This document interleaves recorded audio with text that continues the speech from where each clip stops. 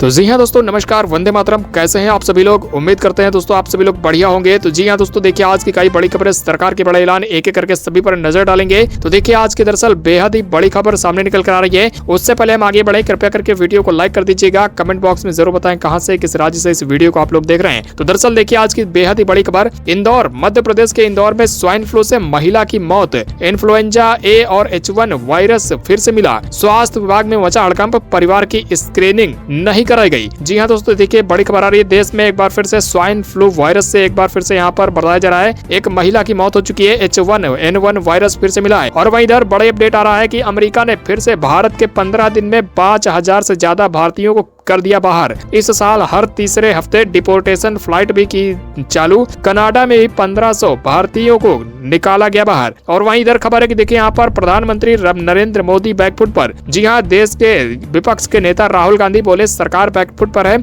हमें आक्रामक रहना चाहिए। एकता हमारी पार्टी की ताकत, टीएमसी को देखिए कैसे बिखर गई। इसके अलावा दोस्तों एक और बड़ी खबर है। इधर खबर है कि उत्तराखंड में पागल कुत्तों के आतंक से 10 स्कूल बंद हो चुके हैं। 600 बच्चों की ऑनलाइन पढ़ाई हो रही है। बचाव के लिए लोग डंडा लेकर निकल रहे हैं बाहर। जी हाँ दोस्तों, यहाँ पर इन सभी खबरों पर हम एक एक करके नजर डालेंगे। साथ ही साथ मौसम विभाग की तरफ से भी एक बड़ी अपडेट है, जिसमें यहाँ पर कई जगहों पर भारी बारिश के चलते बाढ़ जैसे हालात बन गए हैं। और यहाँ पर साथ ही खबर है कि यहाँ पर देश के कई ऐसे राज्य हैं जहाँ पर कई लोग यहाँ पर डूबने की कगार पर पहुंच चुके हैं। दिल्ली एनसीआर में भारी बारिश की वजह से, साथ ही साथ इधर मध्य प्रदेश के भी कई जिलों में बाढ़ जैसे हालात बन चुके हैं। और उधर खबर है कि यहाँ पर प्रयागराज में भी 5 फीट पानी भर गया है। 2000 स्टूडेंट्स ने हॉल छोड़ दिया है। मतलब यहाँ पर जो पढ़ाई कर रहे थे बच्चे, वो भी यहाँ पर अपने अपने घरों को लौट चुके हैं। हॉस्टल छोड़कर भाग रहे हैं बच्चे। और उधर उत्तराखंड में भी भारी बारिश के चलते बाढ़ आई, जिसकी वजह से यहाँ पर उत्तराखंड में 4 लोगों की मौत की खबर है। तो एक एक करके दोस्तों इन सभी खबरों पर हम नजर डालेंगे। कृपया करके वीडियो को लाइक शेयर जरूर कर दीजिएगा। आइए शुरुआत करते हैं हमारी सबसे पहली बड़ी खबर। देखिए खबर है कि यहाँ पर पूर्व कांग्रेस सांसद सज्जन कुमार का तिहाड़ जेल में निधन हो गया। सिख विरोधी दंगों में उम्र कैद की सजा काट रहे थे। 3 केस में से 1 में बरी हो गए थे, वहीं 2 में थे दोषी। जी हाँ, खबर है कि यहाँ पर तिहाड़ जेल में बंद कांग्रेस के पूर्व सांसद दरअसल सज्जन कुमार का गुरुवार को 80 साल की उम्र में निधन हो गया। बताया जा रहा है, न्यूज एजेंसी ANI के सूत्रों के मुताबिक उन्हें मृत अवस्था में सफदरगंज अस्पताल में ले जाया गया। खबर है कि यहाँ पर सज्जन कुमार 2018 से जेल में बंद थे। 7 साल 8 महीने जेल में रहने के बाद उनका अब यहाँ पर निधन हो गया। दिल्ली हाईकोर्ट ने 1984 के सिख विरोधी दंगों के एक केस में उन्हें उम्र कैद की सजा सुनाई थी। और वहीं इधर देखिए खबर है कि यहाँ पर दरअसल राहुल गांधी बोले हैं कि सरकार अभी बैकफुट पर है, हमें आक्रामक रहना चाहिए, सरकार को दबाव में रखना चाहिए। एकता कांग्रेस की ताकत है, टीएमसी को देखिए जैसे ही लोग टुकड़े टुकड़े हुए वैसे ही टीएमसी बिखर गई। जी हाँ, दरअसल यहाँ पर राहुल गांधी कांग्रेस सांसद ने कांग्रेस नेताओं से कहा कि मोदी सरकार अभी बैकफुट पर है, हमें उसके खिलाफ ज्यादा आक्रामक रुख अपनाना चाहिए। उन्होंने एकता हमारी पार्टी की ताकत है और टीएमसी को देखिए कैसे बिखर गई, ये शब्द भी बोले। साथ ही साथ नरेंद्र मोदी का शासन आखिरी दौर में है, उन्होंने ये भी कहा। और साथ ही साथ उनके उत्तराधिकारी की तलाश अभी चल रही है, और जबकि अभी उनका उत्तराधिकारी कोई भी मिला नहीं है, इसलिए सरकार पर हमें आक्रामक बने रहना चाहिए। मोदी सरकार अभी यहाँ पर काफी बैकफुट पर है, इसलिए अगर हम यहाँ पर सरकार के ऊपर हावी रहेंगे तो मोदी सरकार एक ना एक दिन यहाँ पर पीछे हट जरूर जाएगी। दरअसल आपको बता दें, न्यूज एजेंसी ANI की रिपोर्ट के मुताबिक राहुल ने ये बातें दिल्ली के इंदिरा भवन में कांग्रेस वर्किंग कमेटी यानी कि CWC की बैठक में कही। इसमें सोनिया गांधी, प्रियंका गांधी और प्रियंका गांधी वाड्रा समेत उनके पति भी मौजूद थे। इसके अलावा 88 अन्य नेता भी शामिल थे। फिलहाल दोस्तों आपको क्या लगता है कि मोदी सरकार वाकई में कांग्रेस कॉकरोच जनता पार्टी की वजह से बैकफुट पर है? कमेंट बॉक्स में आप लोग जरूर बताएं। और वहीं इधर अपडेट देखिए, दरअसल यहाँ पर भारत दौरे पर आ सकते हैं चीनी राष्ट्रपति शी जिनपिंग। 12 से 13 सितंबर को दिल्ली में ब्रिक्स समिट होने जा रही है। दोनों देशों में सीमा विवाद पर हो सकती है बात। जी हाँ, भारत में देखिए यहाँ पर 12 और 13 सितंबर को 18वां ब्रिक्स सम्मेलन होने जा रहा है। इसके लिए रूस के रूस राष्ट्रपति हैं व्लादिमीर पुतिन, और इसके अलावा देखिए दुनिया के और भी कई देश के नेता यहाँ पर भारत में आने वाले हैं। इसी में खबर है कि यहाँ पर शी जिनपिंग, चीन के यहाँ पर देखिए राष्ट्रपति, भी भारत आने की तैयारी कर रहे हैं। अगर जिनपिंग भारत आते हैं तो ये करीब 7 साल बाद उनकी भारत की यात्रा होगी। आपको बता दें कि इससे पहले वे 2019 में अक्टूबर में भारत आए थे। और वहीं आइए दोस्तों अगली बड़ी खबर पर नजर डालते हैं। दरअसल देखिए एक रिपोर्ट में बड़ा खुलासा हुआ है, कोई ऐसा दोस्त नहीं जिससे बेमतलब कर सके कॉल। दोस्ती बन गई है अब एक नई प्रकार की लग्जरी सुविधा। 50% लोगों के पास नहीं है कोई करीबी दोस्त, 20% ने माना सिर्फ उनके पास है एक ऐसा दोस्त। आइए दोस्तों हम आगे बढ़ते हैं। देखिए बड़ी खबर, डॉक्टरों को अब एक यूनिक आईडी मिलेगी। नेशनल मेडिकल कमीशन का प्रस्ताव, एक रजिस्ट्रेशन से कहीं भी प्रैक्टिस कर पाएंगे, मरीज भी देख सकेंगे डिजिटल कार्ड से। जी हाँ, देखिए नेशनल मेडिकल कमीशन ने हर रजिस्टर्ड डॉक्टर को केंद्रीय स्तर पर एक यूनिक आइडेंटिफिकेशन नंबर देने का प्रस्ताव रखा है। इसके बाद एक बार राज्य मेडिकल रजिस्टर में रजिस्टर होने के बाद कोई भी डॉक्टर देश के किसी भी दूसरे अस्पताल में या फिर दूसरे राज्य में जाकर प्रैक्टिस करने के लिए अलग से नया रजिस्ट्रेशन या फिर लाइसेंस अब लेने की जरूरत नहीं रहेगी। अगर ये प्रस्ताव डॉक्टरों के लिए पारित हो गया तो देखिए खबर है कि यहाँ पर जितने भी डॉक्टर हैं सभी के लिए एक यूनिक आइडेंटिफिकेशन जारी हो जाएगी, जिसके बाद यहाँ पर डॉक्टरों को एक राज्य से दूसरे राज्य में इलाज करने के लिए जो फालतू का समय लगता है उसमें यहाँ पर रजिस्ट्रेशन कराने की प्रक्रिया से गुजरने की यहाँ पर दिक्कत नहीं रहेगी। तुरंत यहाँ पर डॉक्टर पेशेंट का इलाज कर पाएंगे। और वहीं इधर अपडेट देखिए, बांग्लादेश में राष्ट्रपति चुनाव की वोटिंग खत्म। 35 साल बाद सांसदों ने वोट डाला, कुछ देर में आ सकते हैं नतीजे। दरअसल बांग्लादेश में राष्ट्रपति चुनाव के लिए गुरुवार को वोटिंग खत्म हो गई। दरअसल आपको बता दें संसद भवन में 2 बजे से लेकर 5 बजे तक के पूरे वोट पड़े। आपको बता दें कि 1991 के बाद ये पहली बार था जब सांसद राष्ट्रपति चुनाव में वोट कर रहे हैं। आपको बता दें वोटिंग की पूरी प्रक्रिया बांग्लादेश में यहाँ पर पिछले काफी समय से बंद पड़ी थी, क्योंकि यहाँ पर देखा जा रहा था कि बांग्लादेश में हिंसा चल रही थी और साथ ही साथ वहाँ के प्रधानमंत्री को भी मारने तक की यहाँ पर लोगों ने कसमें खा ली थी। तो ऐसे में ये जो वोटिंग है फिलहाल तो अभी शांतिपूर्ण तरीके से हो गई है और बांग्लादेश का जल्द ही एक नया राष्ट्रपति चुनकर आ सकता है। आइए दोस्तों इसी के साथ नेक्स्ट बड़ी खबर पर नजर डालते हैं। कृपया करके वीडियो को लाइक और शेयर जरूर कर दीजिएगा। देखिए इसी बीच एक और बड़ा अपडेट है। हरियाणा का नेशनल रेसलर ड्रग तस्करी में हुआ अरेस्ट। झारखंड से लाकर अखाड़ों में सप्लाई किया करता था ड्रग्स। महाबली सतपाल के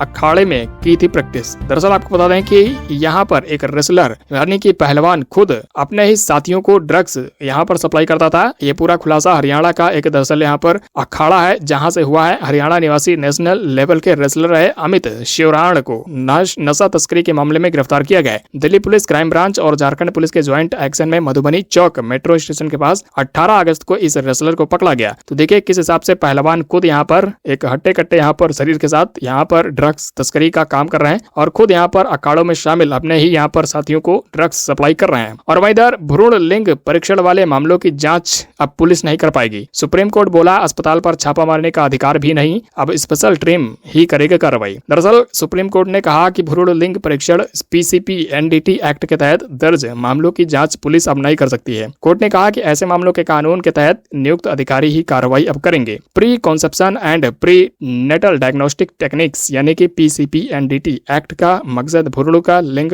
पता लगाने के लिए प्रसव से पहले की जाने वाली जांच तकनीकों के इस्तेमाल पर रोक लगाना है। ये फैसला जस्टिस संजय करोल और जस्टिस एक कोटेश्वर सिंह की बेंच ने सुनाया। कोर्ट ने इलाहाबाद हाईकोर्ट के फैसले को फिलहाल अभी यहाँ पर बरकरार रखा है। और इसी बीच देखिए अगली बड़ी खबर, झारखंड में 44 भर्ती परीक्षाएं रद्द, 6 स्थगित हुई, लिस्ट हुई जारी। चयनित अभ्यर्थियों उम्मीदवारों पर फिर बेरोजगार होने का खतरा, 17 एग्जाम की जांच CID भी करेगी। खबर है कि यहाँ पर झारखंड में दरअसल भर्ती परीक्षाओं में अनियमितताओं को लेकर चल रहे विरोध प्रदर्शन के चलते सरकार ने बड़ा फैसला लिया है। इसके तहत 44 भर्ती परीक्षाएं रद्द कर दी गई हैं। इनकी पूरी सूचना कार्मिक प्रशासनिक सुधार और राजभाषा आयोग को सौंप दी गई है। आपको बता दें कि इन भर्ती परीक्षाओं के तहत कई ऐसे भी उम्मीदवार हैं जो कि भर्ती होकर अपनी नौकरी भी शुरू कर चुके थे, मतलब वो सरकारी आदमी बन गए थे। अब खबर है कि ये सभी भर्ती परीक्षाएं जैसे ही रद्द हुई हैं, इसके चलते कई ऐसे उम्मीदवार जो नौकरी शुरू कर चुके हैं उन पर फिर से बेरोजगार होने का खतरा मंडराने लगा करेगी। और उधर अब उबर ऐप से ट्रेन टिकट भी बुक कर सकेंगे। कंपनी ने शुरू की नई सुविधा।